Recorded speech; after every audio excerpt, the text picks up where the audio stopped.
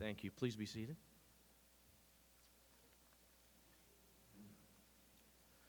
President McCoy and family, beautiful family, Board of Trustee members, visiting university and college delegates, academic association representatives, esteemed faculty and emeriti, honored guests, alumni, parents, students, Greencastle citizens, ladies and gentlemen. As chair of DePauw University's Board of Trustees, it is my distinct honor to welcome you to the inauguration of D. Mark McCoy as the president of DePauw University.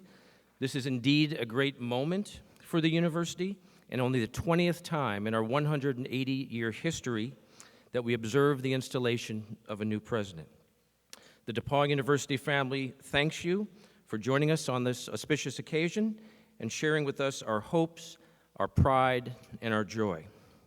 Please join me by standing as the Reverend Dr. Cynthia J. Reynolds, Executive Assistant to the Bishop of the Indiana area of the United Methodist Church, leads us in an invocation. Thank you.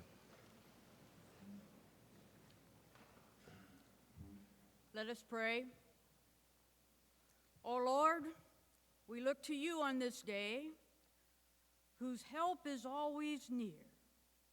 Grant us wisdom, grant us patience, bless us with your presence, that all that we do on this day will be pleasing to you. We give you thanks for all that has been. We give you thanks for all that will be. And we give you thanks for this moment. In the name of our Lord, amen. Please be seated.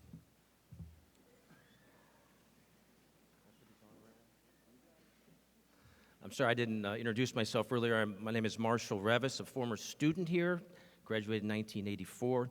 I have the pleasure of serving as a trustee. In most inauguration ceremonies, the new president is welcomed by the community and college and members of the college campus, by the city, etc. With Dr. McCoy, as he's been here over 6 years, or I think about 6 years, that would seem, a welcome ceremony would seem a little bit odd. So what Dr. McCoy would prefer to do is have members of the community help remember DePauw's past as we contemplate its future.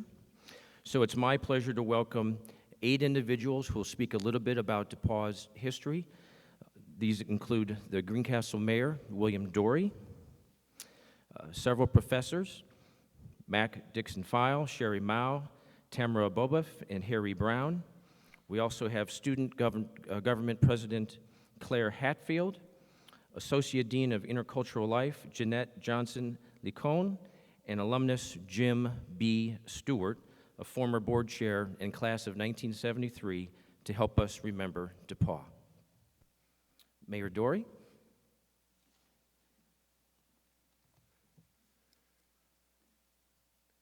Good morning. My name is Bill Dorey, and I serve as the mayor of the city of Greencastle, and I welcome you to today's festivities. Greencastle was platted in 1823.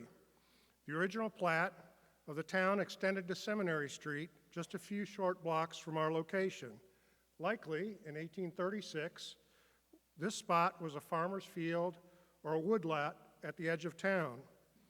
In 1830, the population of Greencastle was totaled 1,000, with an additional 7,200 in the county. Exactly 180 years ago, in October of 1836, the Indiana Conference of the Methodist Church took final action on a proposal and decided to establish an institution of the first order upon an extensive plan of operation and equal to any college or university in the Valley of the Mississippi. A committee would evaluate the offers of the various towns competing for the location of the institution, considering such matters as the amount of money provided by each community, as well as the general state of the town. Our community of Greencastle raised $25,000 to induce the committee to select it over Madison, Lafayette, and even Indianapolis as a site for the new college. Community residents went lengths to lure the new college here. In attempting to sway the committee to select Greencastle, Dr. Tarvin Cowgill, who headed the local group presenting Greencastle's case and who later became the university's first secretary, is reported to have said that people never die in Greencastle, although for convenience, they do have a cemetery. A brief side note, in 1836, that $25,000 represented about 10 to 20% of the gross income of the community. Today, that number would equal more than $25 million. In 1837, Indiana Asbury University was founded. Since that day, DePauw, Greencastle, and Putnam County have grown and prospered together. Dr. Alexander Stevenson, a Greencastle physician and farmer, was named the first president of the Board of Trustees. As noted in DePauw University, A Pictorial History, 15 of the first 16 board members were young Methodist farmers, merchants, and professional men of Greencastle. I have had the great pleasure to work with Dr. McCoy, and I'm looking forward to continuing to work with him and his team here at the university. We share similar backgrounds. Both of our fathers were in public service. His served as a police officer, mine a firefighter.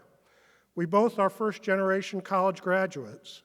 Both of our wives are teachers in the Greencastle school system, and we both care deeply about our families and our communities.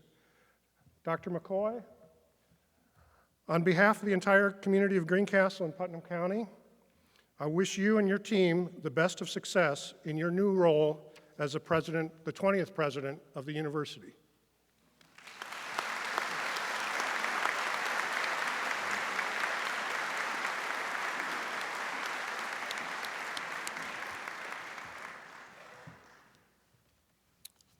Let me add my voice to Mayor Doris in congratulating you, Professor McCoy, on your elevation to DePauw's presidency, and we wish for you a very rewarding and relatively problem-free tenure, even though I know that's hardly likely. As you sit in your perch in the Studebaker building, optics will greatly matter over the next few years as you navigate the inevitably fraught relationship with the faculty. As we collectively prosecute our enterprise of teaching, research, performance, discovery, and publication, we will appear to delight in spawning new controversies for you to handle.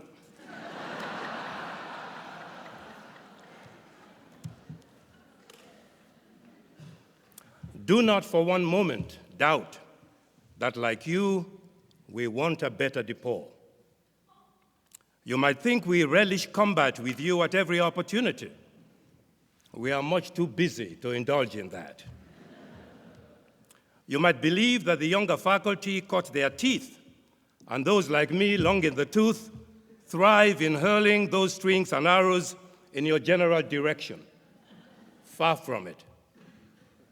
Yes, we do mature in disputation, but we do not seek to refine being curmudgeonly into an art form.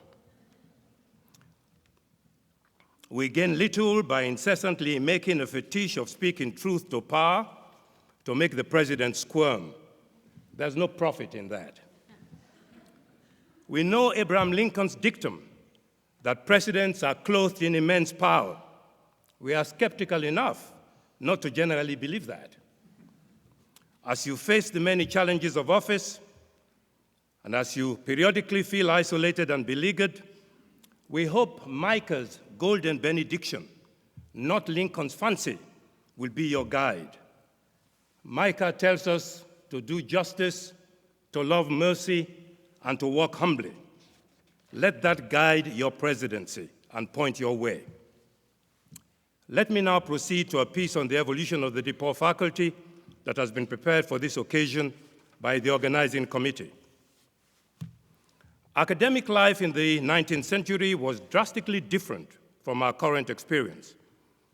Although DePauw was one of the early universities to admit women, For 30 years, all Indiana Asbury faculty and students were men. Faculty members served as a university librarian, registrar, and were assigned other odd jobs.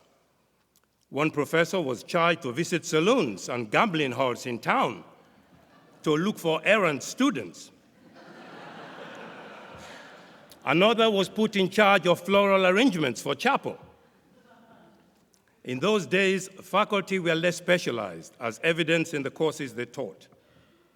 Colonel James Riley Weaver, whose Civil War diary John Schlotterbeck and coordinator of archives Wes Wilson are currently studying, was hired in 1885 as professor of modern languages and literature, but he later taught history and political philosophy. John Clark Redpath, a Putnam County native and 1840 Indiana Asbury alumnus, returned to his alma mater in 1869 as a professor of English literature and normal instruction, as it was called at the time. Then he taught belles lettres, which is the study of fine writing and literature. He also taught history and later political science. One of the very first college professors of social sciences in what was then known as the West. Even in the early days, DePauw professors conducted research and published, and Dr. Redpath is an excellent example. He became widely known for his numerous publications. His first of several books, titled A History of the United States, prepared especially for schools, was published in 1875. Initially at Indiana Asbury, curriculum was set. There was little flexibility and no course electives. The students' days were closely structured with chapel, classes, study, and very little free time. It was not until 1866 that elective courses were introduced, initiating a curriculum innovation that continues to this day. The following year saw the admission of the first 4 women students, and in 1877, DePauw added its first woman faculty member, Alma Holman, professor of modern languages. Again, I congratulate you.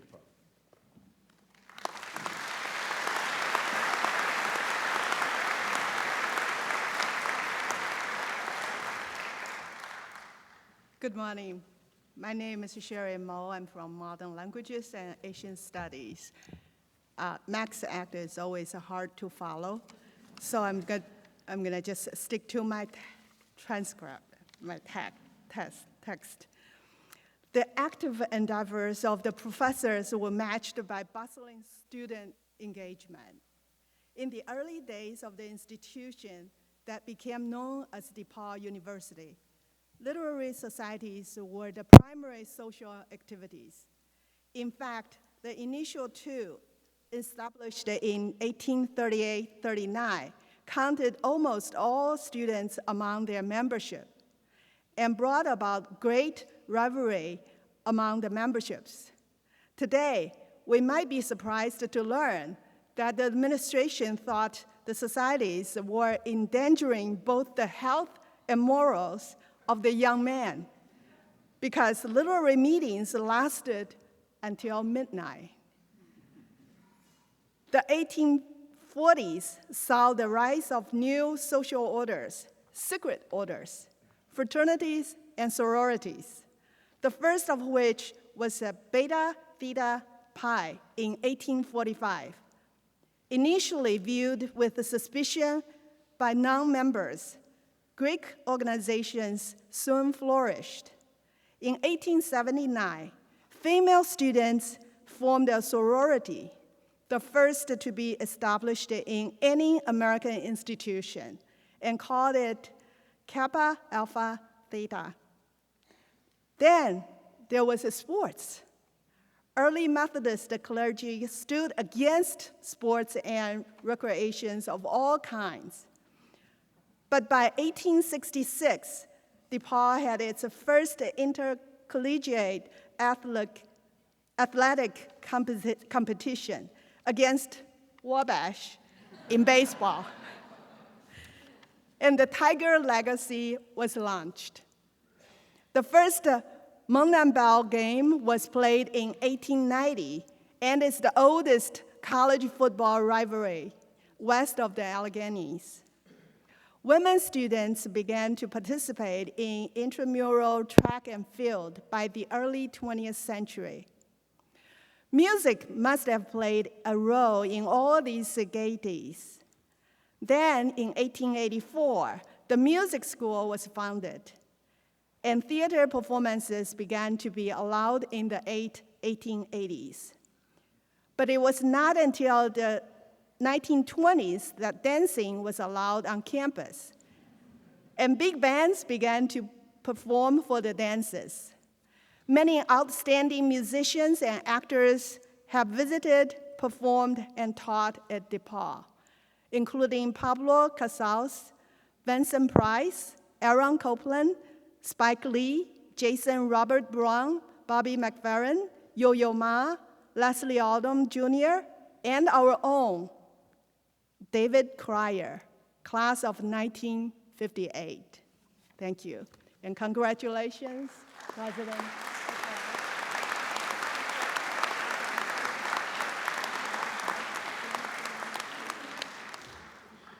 I'm Tamara Bulberth, and excuse me, I'm getting over a cold. I am professor. Sorry. I'm professor of women's gender and sexuality studies at DePauw. This is my first time up here. I'm a little nervous. But I do want to say that my faculty colleagues have brought up an important fact, which is that DePauw was not founded as a co-educational institution. 3 decades after Indiana Asbury was founded, the first women were admitted, and one of those pioneers was Betty McReynolds Locke, who also spearheaded the founding of the first sorority in the United States, Kappa Alpha Theta, in 1870. In honor of her efforts to pave a way for women on a men's campus, I read an excerpt from her graduation speech in June of 1871, which was titled, "Popular Prejudices." She who seeks an education in one of these institutions must expect to pay a heavy tax on her privilege during the existing state of popular sentiment. The prejudice in the community against the attendance of girls in male colleges is to be encountered. The untiring opposition of many of the male students is to be met. The ever-present consciousness, I am not welcome in this building. The apprehension, when I come to receive my diploma, the alumni will scarcely recognize me as a sister alumna. All this is to be endured, but it can be endured, it has been endured, and if need be, it will be endured. If they were not made to feel they were intruders, this would all be well enough. Let it become the rule and not the exception that women shall have the advantage of a liberal education. Of all the blessings, says an eminent writer, which it has pleased Providence to allow us to cultivate, there is not one which breathes a sweeter fragrance or bears a heavenlier aspect than education. It is a companion which no misfortune can depress, no crime destroy, no enemy alienate, no despotism enslave.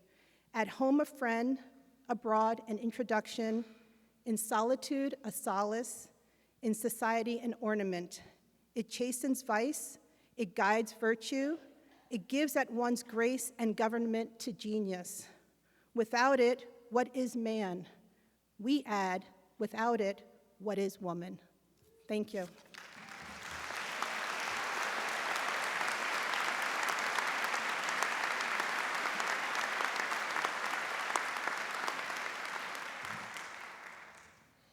My name is Harry Brown. For 13 years, I've taught English at DePauw, and even in that short time, one of the most striking changes in the university has been the increased diversity of our classrooms, with both international students and domestic students of color. The first African-American student, a Greencastle resident, enrolled in 1882 in the senior pre-college preparatory class at the university. George Washington Ziegler was the pastor at a local African Methodist Episcopal church, and he prepared the way for Tucker Asili Wilson, who subsequently enrolled in the regular university program. With completion of his studies, Tucker Wilson became the first Black DePauw graduate in 1888. He was, in fact, one of the student presenters at his graduation, speaking on the perils of illiteracy. Perhaps the most remarkable educational journey in DePauw's history was made by Percy Levon Julian, whose names live on this campus through the Julian Science and Mathematics building. Despite the social climate of his time, a period in American history when the norm was for blacks and whites to attend separate, segregated institutions, he enrolled in DePauw's preparatory class and 4 years later, in 1920, was valedictorian and named Phi Beta Kappa. Indeed, Percy Julian went on to become one of the most renowned scientists and entrepreneurs of the century, recognized nationally and internationally with honorary degrees, the NAACP Spingarn Medal, and DePauw's McNaughton Medal for Meritorious Public Service, among many others. DePauw is also proud to note that 4 of Percy's siblings graduated from DePauw as well, and the family ultimately established the Percy Julian Scholarship Fund to aid able science students in need of financial assistance. Nonetheless, it was not until 1971 that a black faculty member was hired, Willis Bing Davis, a 1959 DePauw alumnus, as assistant professor of art. DePauw today continues a push institutionally formalized in the 1980s, ever striving to better its inclusivity, to be a welcoming, safe community for all of its residents. Though much work remains, DePauw continues to move forward, and the faculty are ready to work with President McCoy in these efforts.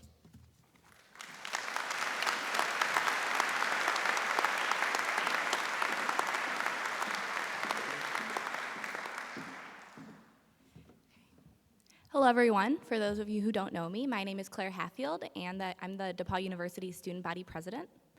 As many of my classmates and I know firsthand, DePauw alumni regularly recruit for their alma mater. The overseas tradition launched in at least the 1870s.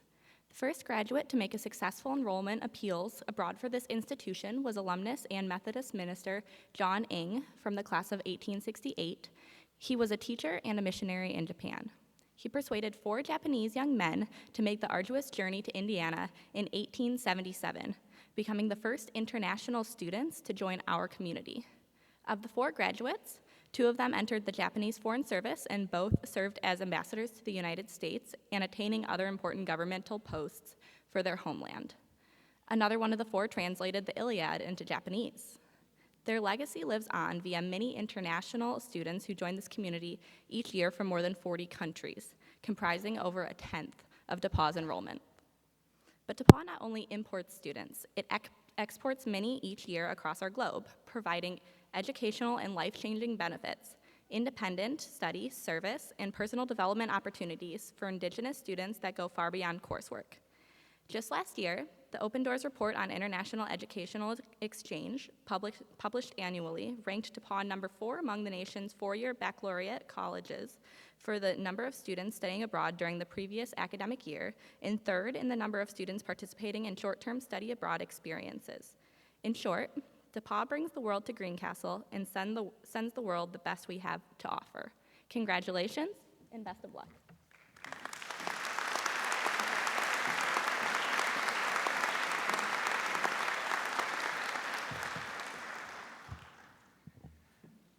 The moment of truth to see if I could see over the podium. I'm Jeanette Johnson-Lacone, and I'm humbled to represent my colleagues, my very hardworking colleagues among the staff. We at DePauw have frequently found ourselves at the forefront of innovation, including the Music School's 21st Century Musician Initiative and the pioneering work of Dr. Percy Levon Julian in chemistry and medicine. DePauw has a proud history of such innovation. Professor Art Burks, the DePauw class of 1936, was one of the key engineers on the ENIAC computer, which in 1946 became the world's first fully implemented programmable electronic computer that literally changed the world.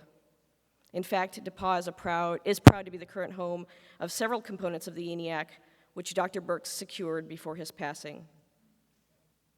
Dr. Burks' work in that field was continued by members of DePauw's mathematics department. Dr. Robert J. Thompson provided the first instruction in computer science at DePauw, starting with his basic principles of binary and hexadecimal numeral systems, Boolean algebra, and logical design, before DePauw even owned a computer. It was not until 1993 that the DePauw Department of Computer Science was officially established. In the years after the department's founding, Dr. David Burke developed a novel pen-based instructional technology system that is a subject for several US patents. David Becker, DePauw class of 1975, worked with Dr. Burke to continue to commercialize a system which is now known as Dino and is used in K through 12 and higher education classrooms around the world. A number of DePauw graduates work for this company. In 1992, Dr. Gloria Townsend launched a successful Women in Computing program to address the dearth of women in computing and technology fields. As a result, DePauw's computer science program countered the national trend and will graduate a class of computer science majors comprised of 47% women this spring. A recent report titled Strengthening the STEM Pipeline, the Contributions of Small and Mid-Sized Independent Colleges, noted that from 2006 to 2010, DePauw University produced the same number of future PhDs in computer science as Texas Tech University, a school 10 times our size. These examples showcase DePauw as an innovative leader in higher education, a trend that is certain to continue for future generations, and a really great place to work. Thank you, and welcome.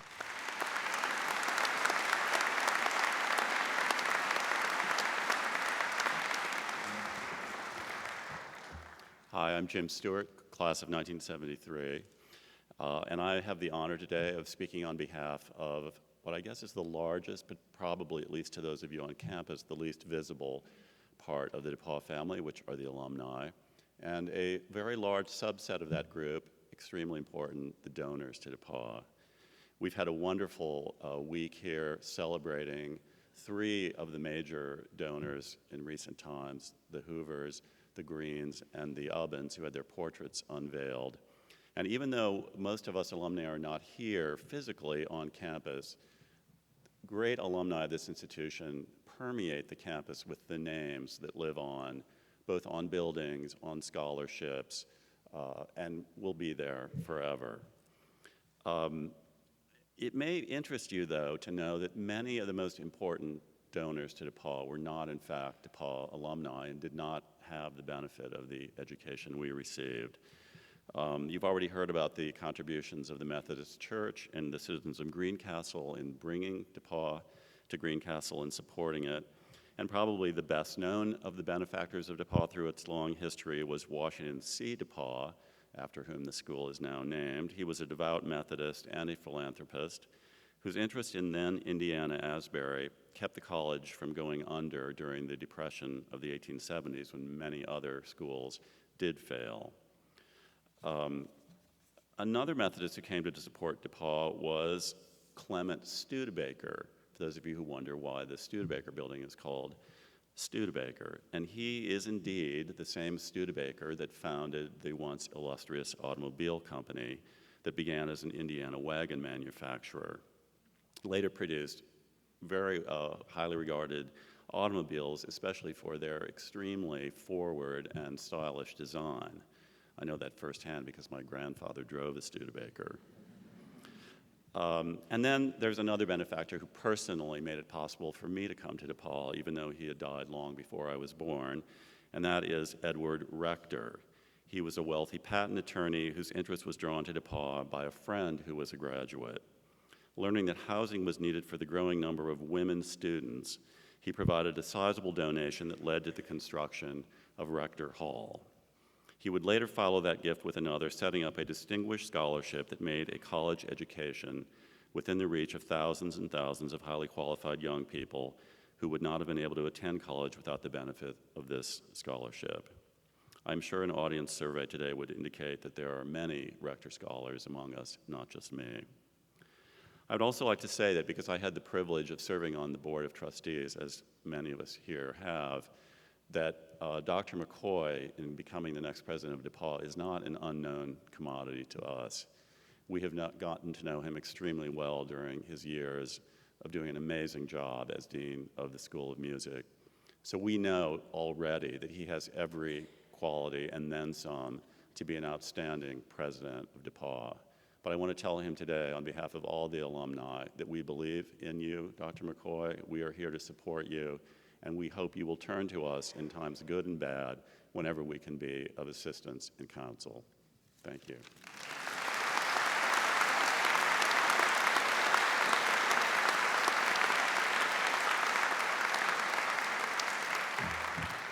I'd like to thank each of the speakers once again for your kind words, great words about this institution. Thank you.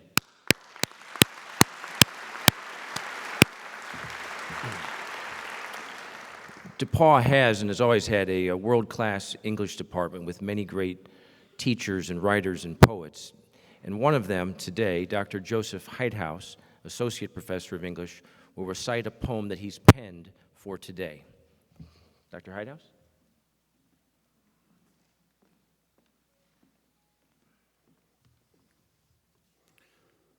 Before I read the poem, I want to thank President McCoy for asking me to do this. It's a privilege and an honor. I worked on the poem in the days and weeks following our day of dialogue, which opened my mind to some of the divisions and wounds I sometimes deny that exist on our campus, in the U.S., and the world at large. So the poem reflects some of that turmoil. It begins rather starkly, but moves, as I think we all must, toward the light. The poem is in 4 titled sections. Morsel of Light. How to heal and build. Dismantle what's broken or break it again. Open the bruise to discern the wound. Rub bone on white bone, black on black and blue, red on what's scraped and scarred, find yellow under the cut-up skin, and break through to below, inside. Spoon light into that dark where the heart breaks and beats and makes again. Even if healing seems impossible, even if spoons are too small, rupture to repair, tear down what holds inside you to build a you, a me, and us, a we. 2, who we are. We are spoonfuls of light, morsels and mouthfuls of dark, making and disappearing, opening and closing, healing and wounding, building, dismantling. 3, from here, just a spoon of light at the break of day bears the leaf. First a gray flutter, then a greening, until we walk close and focus to see the leaf's lighter lines, some round bruise of another color. A small tree is printed here on this piece of the self-same tree. Its trunk, the stem, its branches, veins, and that spot, the sun or moon shone through it. Bruise of moon, scar of sun, how light makes that blemish of the leaf into something else. This is what's here, around us, a world built out of the dark by light, and later dismantled into night again.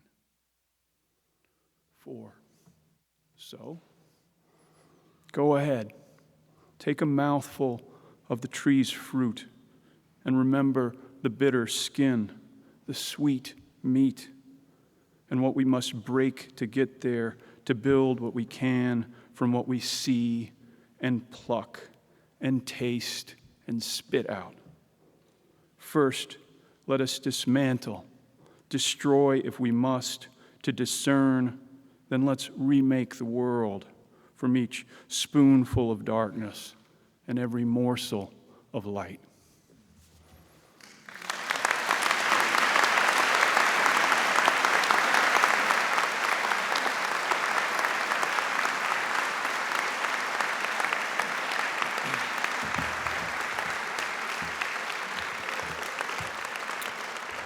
Thank you, Dr. Heithaus. That was lovely. Powerful. The journey to today began in the end of July of last year.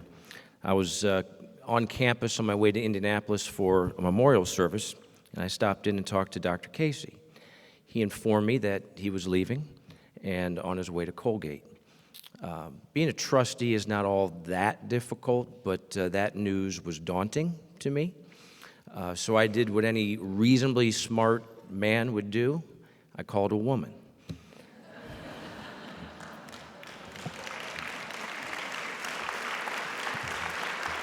I actually called two. I first called my wife Amy in panic, and then I called a trustee colleague of mine, a woman I admire and respect, Kathy Patterson-Vrabeck, class of '85, who led a robust and rigorous search with members from the faculty, students, staff, and trustees. I believe the search committee is in the back of your program. We had a national search. It was vigorous. We didn't always agree. But in the end, we all united around Dr. McCoy, as did the trustees, later in a vote. Dr. McCoy is a good and decent man. I trust him. Mark has the right vision and strategy for DePauw right now. Maybe not 8 years ago, maybe not 8 years from now, but for right now, Mark is our president. He possesses qualities that I admire: humility, perseverance, and yes, sometimes gentleness.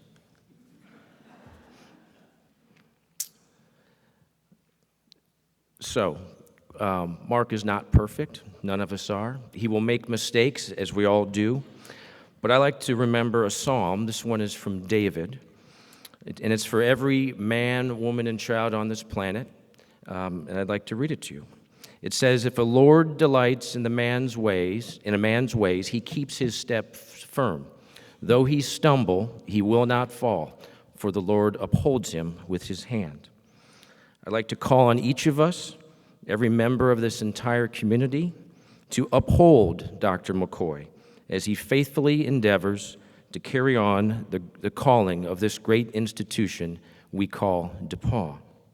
Godspeed to you and your family, Dr. McCoy. Will you join me, please?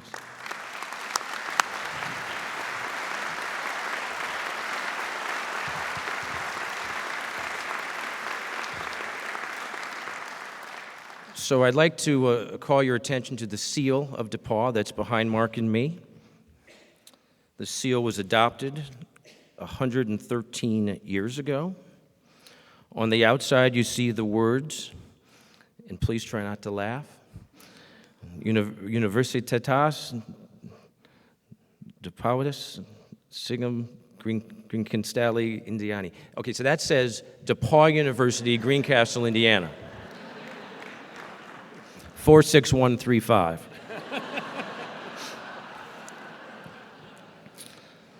Inside the circle, though, are more powerful and beautiful words. These words are Decus Lumenque Rei Publicae Collegium. So that means the College of Light and Honor to the People. Dr. McCoy, Lumenque, meaning light or guiding light, can ever remind you that wherever a university exists, the free minds of young men and women urged on to full and fair inquiry may still bring wisdom to human affairs. Rei Publicae, meaning the states, and Collegium, meaning college, bears witness to DePauw's 180-year-long history that she has virtuously been upheld to the founders' commitment to forever be conducted on the most liberal principles, accessible to all religious denominations, and designed for the benefit of our citizens in general as an ecumenical institution of national stature. We trust you will continue heralding ever onward to this distinction. Decus, meaning honor, may that always guide your intentions, actions, and decisions, as I know it will. And now, by the virtue of the authority of the DePauw University Board of Trustees, I bestow upon you the Presidential Medallion, the Great Seal of the University. This medallion is worn only by the DePauw University President and the current Chair of the University Board of Trustees.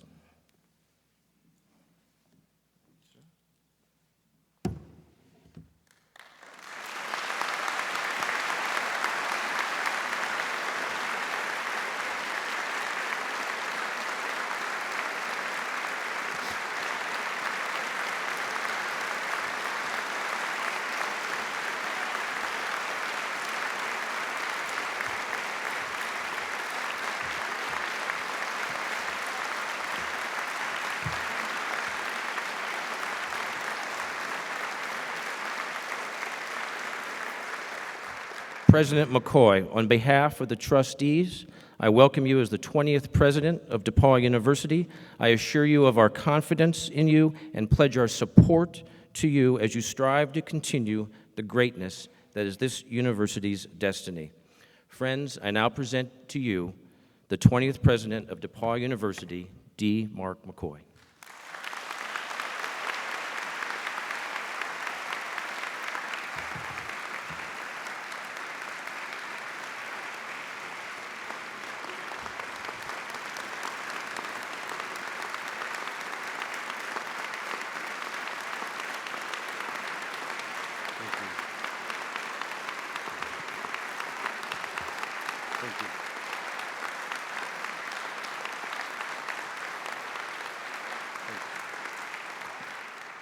It gives me great pleasure to introduce our keynote speaker, one of DePauw's favorite sons, Vernon Jordan Jr., came to DePauw in 1953 from Atlanta, Georgia, and he graduated from DePauw in 1957.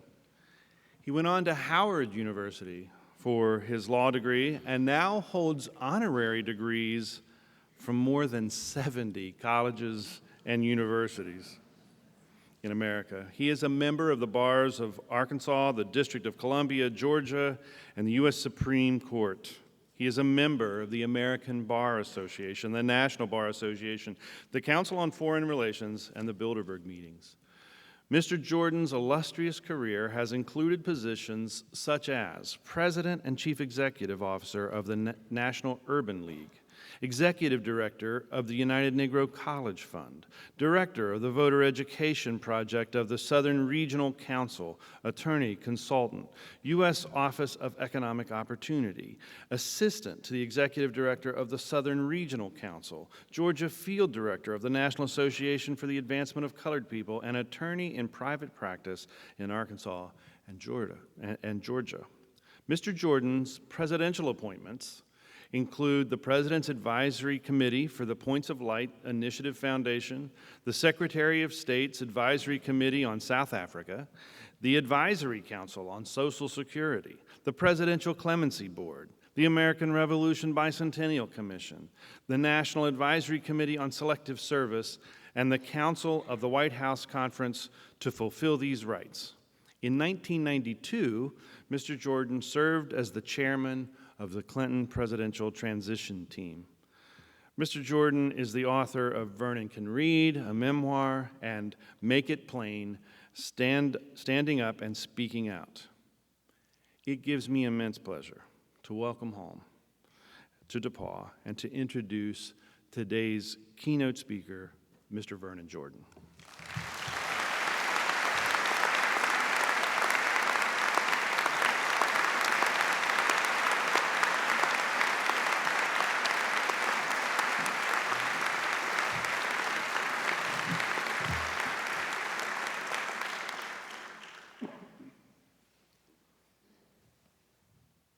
Good morning, everyone. It is my great honor and privilege to be here this morning, to be back at my beloved alma mater,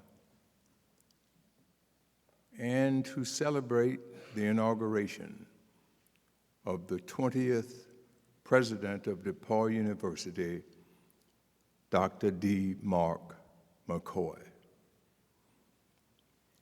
As I prepared to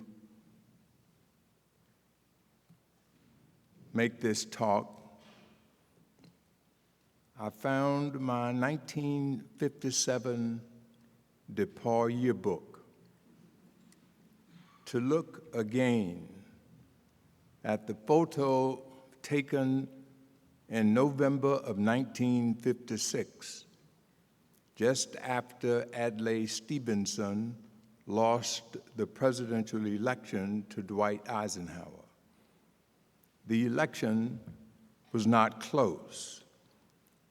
Stevenson won exactly 7 states, which happened also to be the number of the members of the DePauw-Jackson Democratic Club. The young Republicans here, by contrast, had over 300 members. In the photo, I am in the radio station here trying to explain the defeat. The caption under the photo reads, "Burn Adlai Jordan."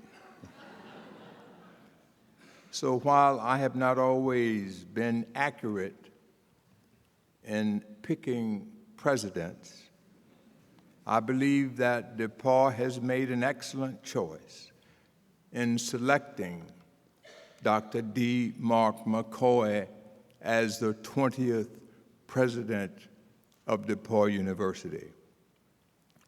Dr. McCoy, you are no stranger to this campus or community. Given your remarkable tenure as Dean of the DePauw School of Music for the past 5 years, I am confident that you will continue to serve and lead this great university with great distinction. I love this place, DePauw, because DePauw prepared me to lead the life I have been blessed to live. If I were to enumerate all the great gifts this university gave me, everything I learned, or all that my education made possible, I would need at least another 4 years. But in the interest of time and the desire to avoid additional tuition payments,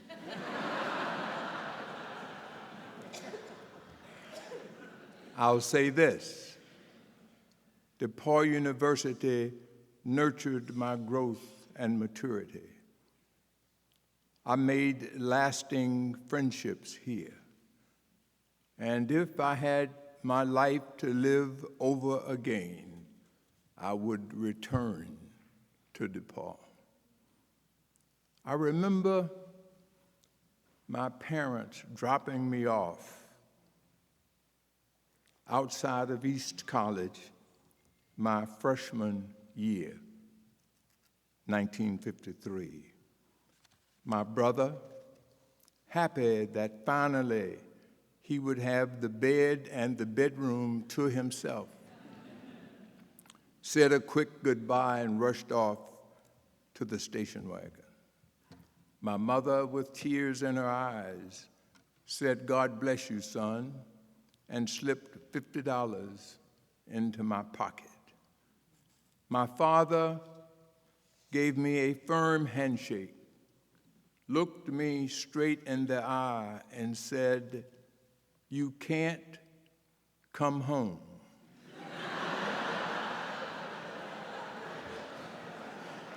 Stunned, I said, "What do you mean I can't come home, Daddy?"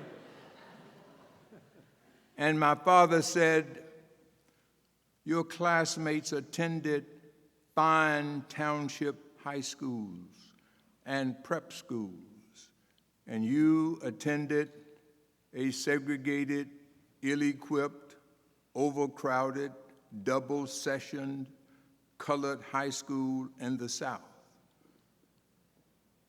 Where you used a plain geometry textbook in 1951 that had been used by a white student in 1935, but you can't come home. Given your reading score, when your classmates are reading History of Civilization from President Baughman, they will be in chapter 6, and you will be in chapter 1, but you can't come home."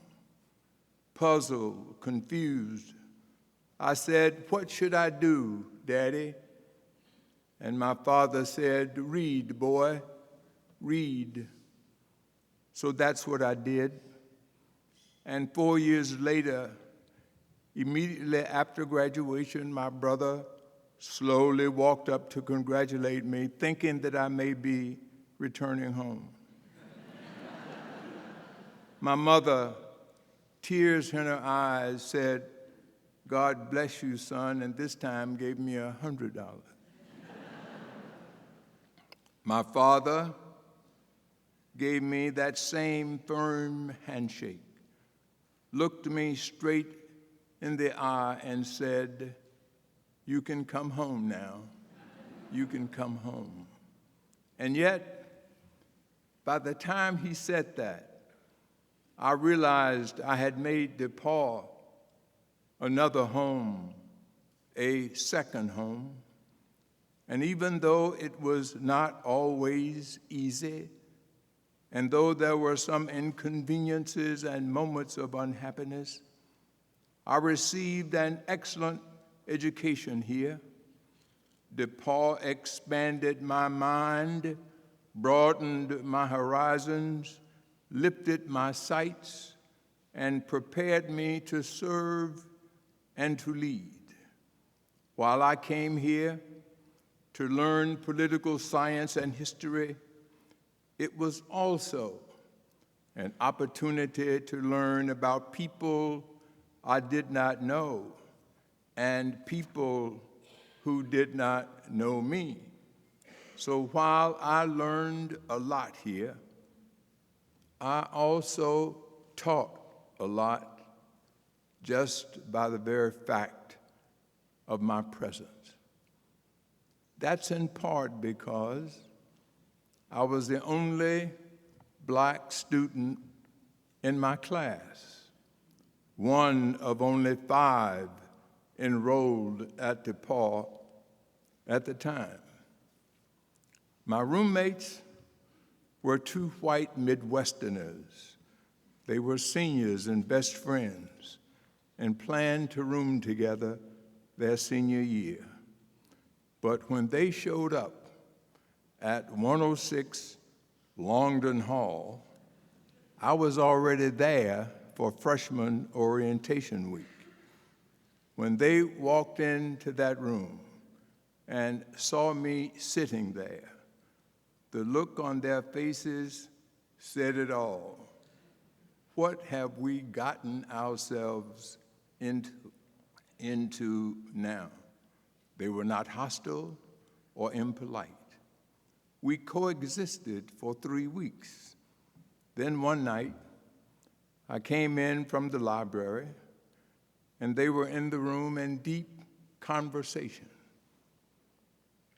I spoke to them, and one said, "We've been talking about you." And I said, "And what have you concluded?" And they said almost in unison, "We have concluded that you are no different than we are. You go to sleep at your desk, you snore, you sing in the shower, you get mail and you get cookies and cakes from home, you play basketball, and you drink beer and whiskey. Whatever my roommates in my freshman year were predisposed to think, our living together broadened their perspective and mine, and we grew to become true roommates and good friends. And while I loved DePauw when I was a student, I love DePauw more today because of the way it has changed. Today's DePauw is more diverse, more open, more in tune with what America is and can become. And whether it is on this campus or across this country, we have seen so much progress since I was a student here, especially when it comes to issues of race. When I was a freshman, the Supreme Court ruled in Brown versus Board of Education. In my junior year, I heard about the boycott of city buses in Montgomery, Alabama, the response to Rosa Parks' refusal to move to the back of the bus. And when I cast my presidential vote in 1956, I did so at a time when back home in the South, so many black people were denied their right to vote, whether it was by poll tax or literary test or intimidation. For years, so many fought, shed their blood, and gave their lives for the opportunity to cast their ballot. Yes, thanks to the thousands of men and women, black and white, who suffered beatings, bombings, and jail in quiet dignity and resolve for knocking down what Martin King called the sagging walls of segregation. What we are dealing with now, what defines the issue of race in the 21st century, is the rubble. Less imposing, perhaps, but no less critical to clear away. And if you have ever seen a wrecking ball demolish a building, you will understand that tearing down a wall takes a matter of minutes, but clearing the debris, the rubble, takes far longer. And in that work, we can look to the history of this university and its presidents for guidance. President McCoy, it seems fitting that the first president of this university, long before it was called DePauw, was a presidential friend and advisor. As many of you may know, his name was Matthew Simpson, and 151 years ago, just about 160 miles from here, President Simpson spoke at the funeral of his friend, President Abraham Lincoln. On that sad day, one of the things President Simpson said about this incredible man, Lincoln, gets at the heart of presidential leadership. Simpson said, and I quote, "His moral power gave him preeminence.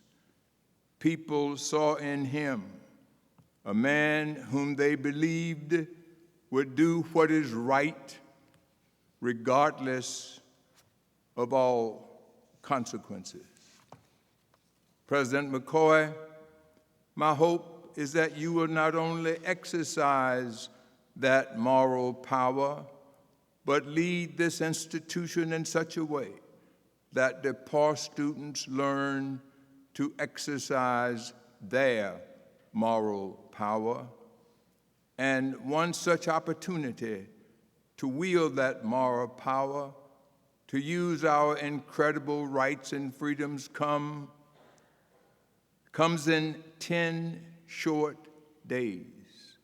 On November 8th, Election Day, as President Obama has said, progress is on the ballot, and it is up to all of us to ensure that progress continues, because democracy is not a spectator sport. And you need to be participants in the political decisions that will affect your lives.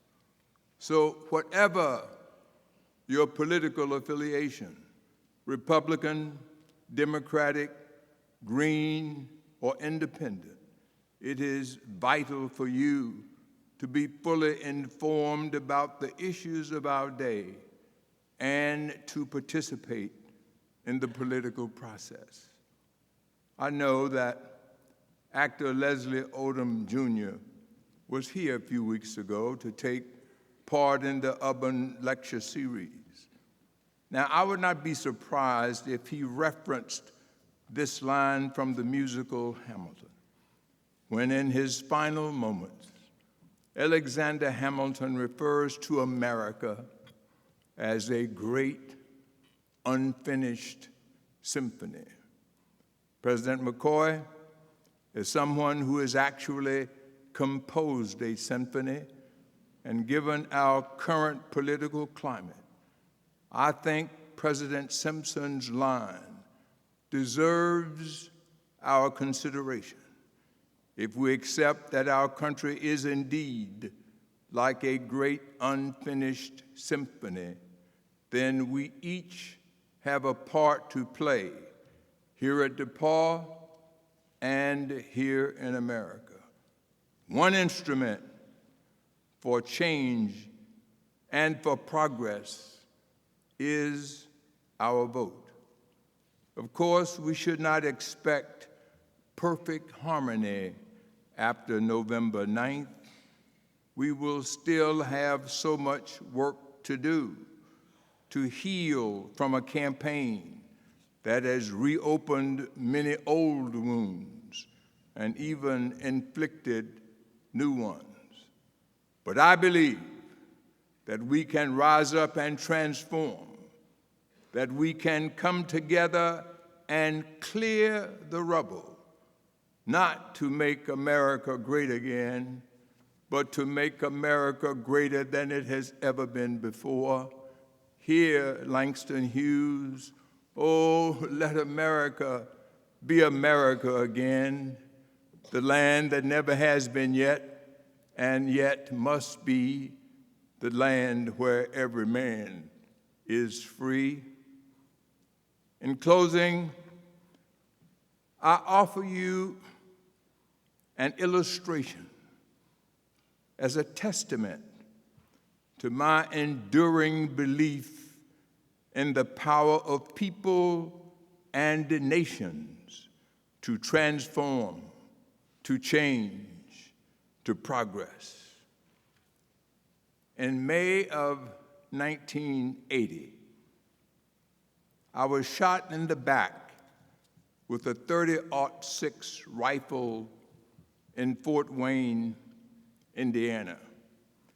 And when I came out of the operating room after the surgery that saved my life, one of the many wires and telegrams that came to the hospital came from Montgomery, Alabama. It read, "I was shocked and saddened to learn of your injury. I am praying for your complete recovery and am thankful that your life was spared." That wire was signed George C. Wallace, Governor of Alabama. Now, I fought Governor Wallace and what he stood for from the day he defied the law by trying to deny black people their rights under the Constitution. But I appreciated that wire. It said to me that it is possible for the deepest of divisions to be subordinated to common humanity. It said to me that we are all human beings who have to reach out to each other. It said to me that Governor Wallace, too, knew what it was like to feel the pain of a would-be assassin's bullet. The story does not end there. In 1992, I went to Montgomery, Alabama, to celebrate the retirement of the civil rights leader E.D. Nixon after his lifetime of heroic service.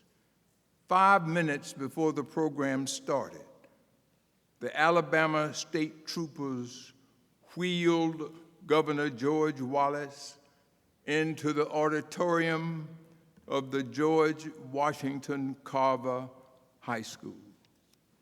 And during my remarks, there were several policies of Wallace that I strongly criticized. But at the end of the program, the governor had the state troopers to put his wheelchair up on the stage and roll him toward me. And Governor Wallace said to me, "Vernon Jordan, you got my telegram, you said so in the speech." And I said, "Governor, it was the first telegram that got to Fort Wayne." Now, I was standing up, and Governor Wallace was in his wheelchair. And he looked up at me and he said, "Vernon, you were shot a lot worse than me, but I understand that you play tennis and golf and that you go around doing what you want. But here I am, confined to this damned wheelchair." And then he said, "Vernon Jordan, I want you to do something for me, if you will." And so I said, "What is it, Governor?" And Governor George C. Wallace, the man who proclaimed segregation now, segregation tomorrow, segregation forever, said to me, "Vernon Jordan, will you reach down and hug me?" That's the absolute, God-honest truth. The governor of Alabama, a mean old racist who once stood in the schoolhouse door to keep black people out, could no longer stand at all, yet he wished he could stand, not to set himself defiantly athwart history, but rather to embrace me as a brother. In order for our country, in order for America to heal, to clear the rubble, we must all find the strength to embrace one another as brothers and sisters, whether we are black or white, straight or gay, Christian or Muslim, immigrant now or immigrant 200 years ago. We must come together because we are stronger together, and I have faith that if we can do that, then we can continue to see progress for many years to come.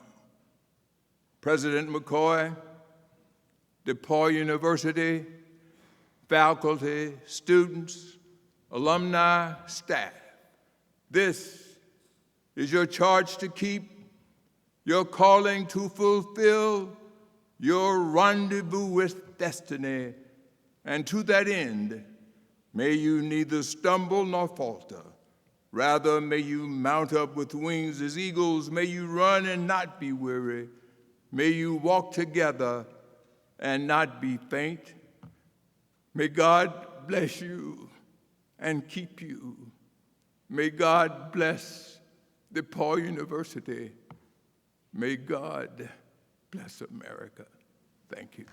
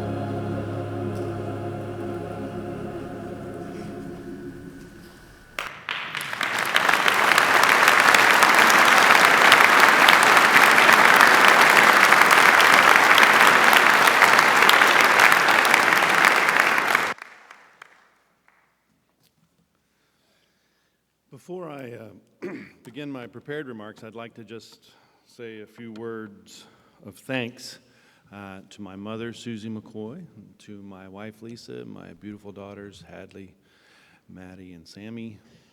Certainly would not be here without you. I love you all very much. To my friends and the community members here today, thank you for joining us in a great community moment. To the faculty and staff, this incredibly dedicated group of individuals who consistently come in to touch the future and to dedicate their lives to doing so, I'm honored to be with you today.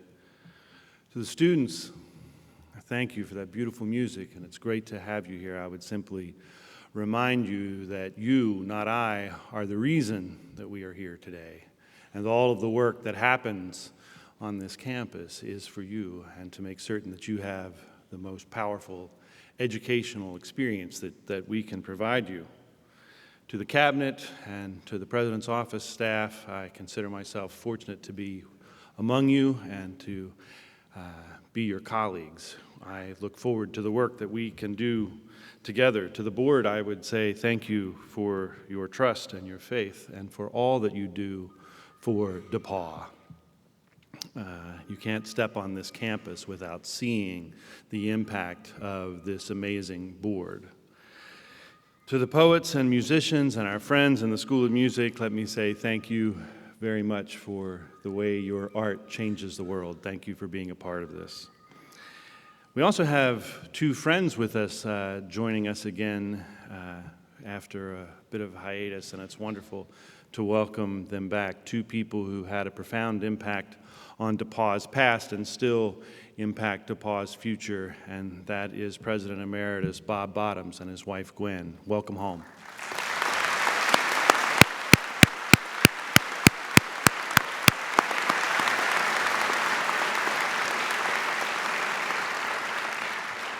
And finally, to my friend and my hero, Vernon Jordan, how honored am I to have you to come and speak at this inauguration event. Now, I have to tell you that when I called a few months ago to ask Vernon if he would speak at this event, and he agreed to do so, I was overjoyed. I don't think my feet touched the ground for several days until it dawned on me that I would have to speak after him.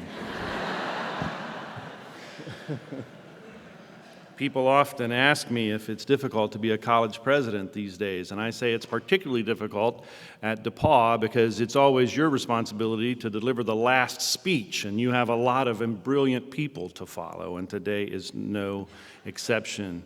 Mr. Jordan, you do me and DePauw great honor, and thank you.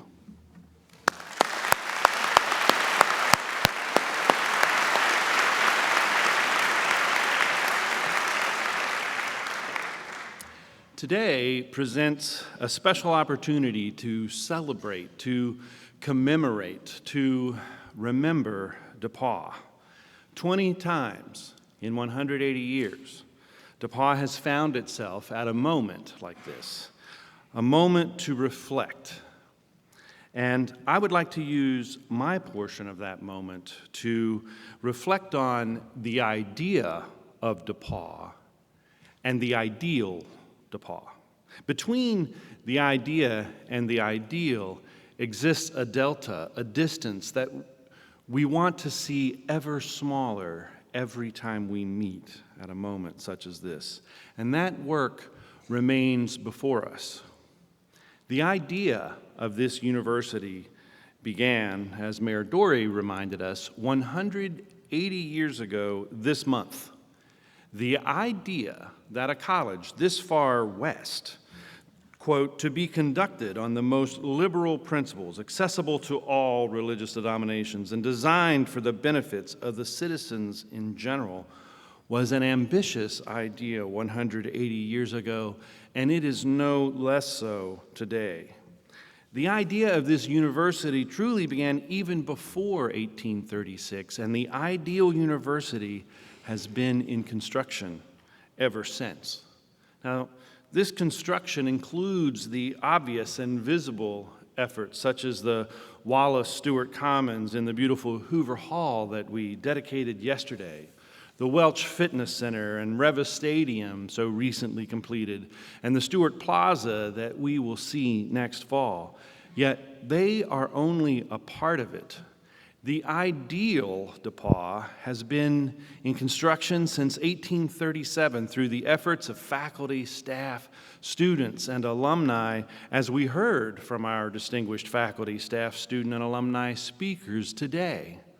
In 1867, Betty Locke Hamilton felt the ideal university would be coeducational, and she proved her point in her poignant commencement address. George Washington Ziegler and Tucker Esseley Wilson believed all races would be welcomed and supported in the ideal college and paved our way for our ongoing work in diversity and inclusion.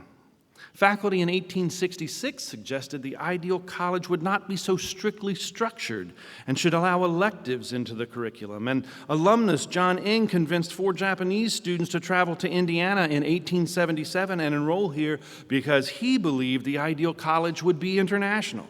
In the 1830s and 40s, the students felt the ideal university would have literary societies and Greek societies. Edward Rector believed the ideal college would attract the best and brightest students regardless of their financial situation. And in each of these instances, the ideal university became more real and more tangible. And this continues to this day. When people speak of DePauw, they refer to many things: the place, East College, Emerson, Peeler, the curriculum. But DePauw is, most importantly, our people.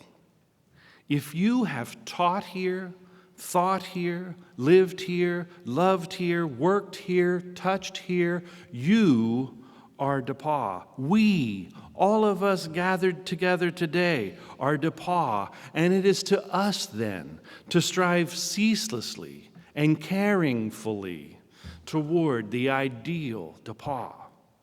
Indeed, the ideal DePauw becomes more real through the efforts of individuals.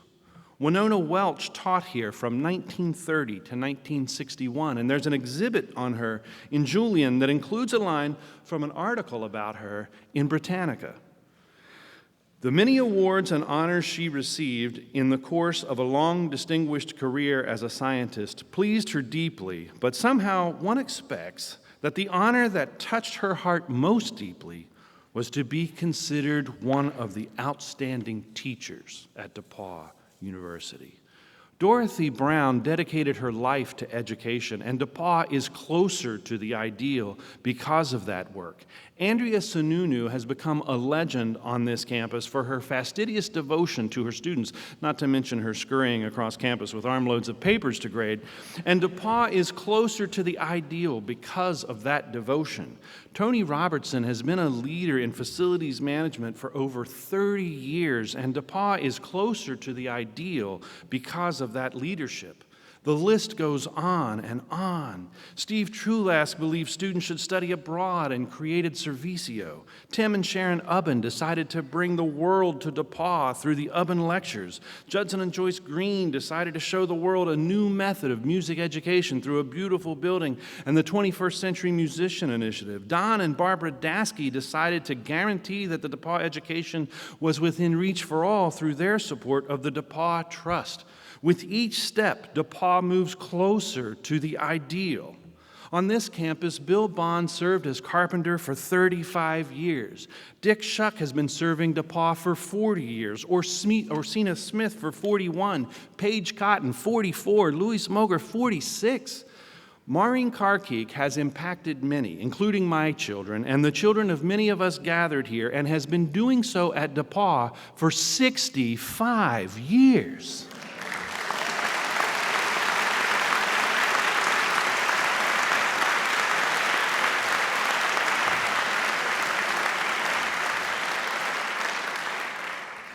The ideal, much like the horizon, is always just out of reach. Robert Browning taught us that our reach should exceed our grasp, else what's a heaven for? And that's an excellent mantra for DePauw. Several years ago, a car company developed a tagline that makes me think not of cars, but of DePauw, the relentless pursuit of perfection. As DePauw, as we pursue perfection, we bring DePauw ever closer to the ideal.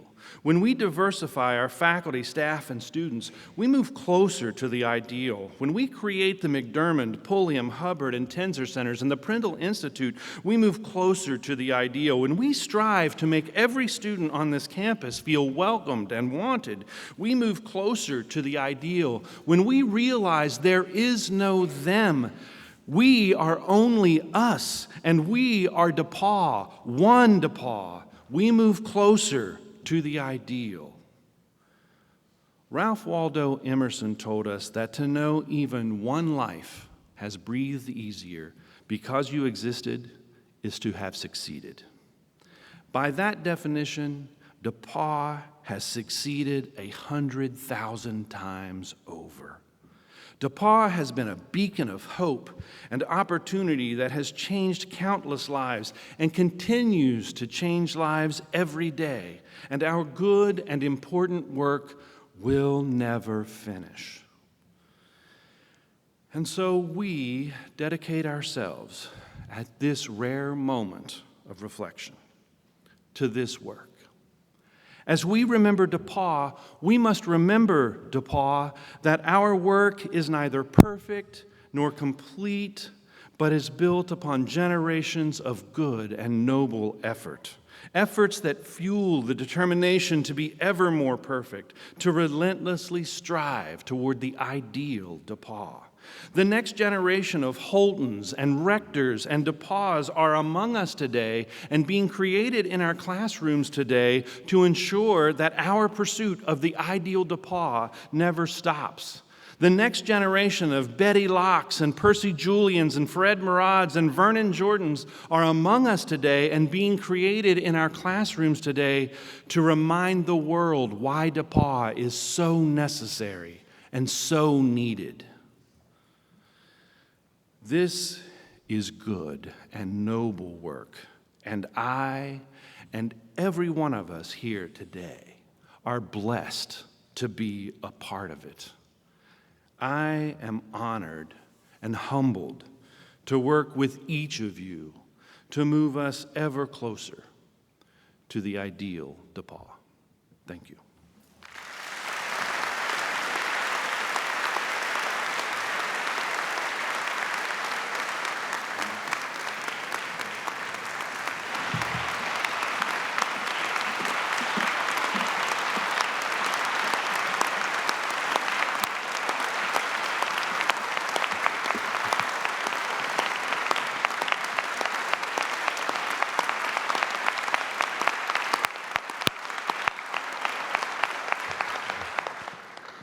Thank you, Dr. McCoy.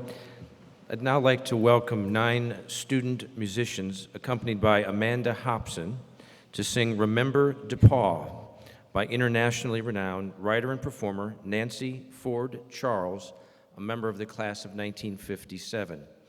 At the close of this performance, we'd like to ask everybody who's able to stand for a toast to DePauw. That will be followed, while you're standing, please, by the benediction from University Chaplain Maureen Knudsen-Landau. Thank you.